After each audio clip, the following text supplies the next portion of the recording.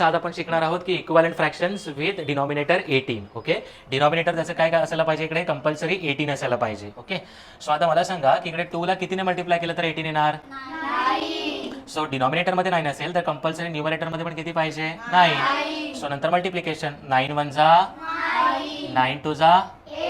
कळलं सर्वांना?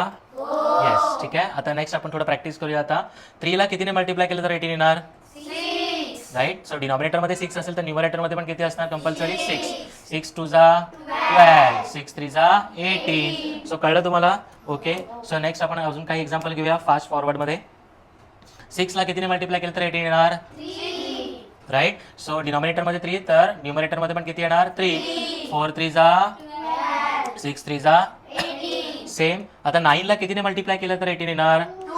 So denominator मध्ये 2 असेल तर न्यूमरेटर मध्ये पण किती येणार, 2 2 जा 2 9 जा. नेक्स्ट, सो 9 ला कितीने मल्टिप्लाय केलं तर 18 येणार. सो डिनॉमिनेटर मध्ये पण 2 आणि न्यूमरेटर मध्ये पण किती असणार, 2. सो 7 2 जा आणि 9 2 जा. चला आता लास्ट एक्झाम्पल. 3 ला कितीने मल्टिप्लाय केलं तर 18 येणार आणि न्यूमरेटर मध्ये पण किती येणार, 6.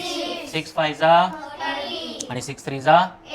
सो कळलं सर्वांना की जर आपल्याला डिनॉमिनेटर इक्वल करायचं असेल तर कशा पद्धतीने सॉल्व्ह करायचं आहे.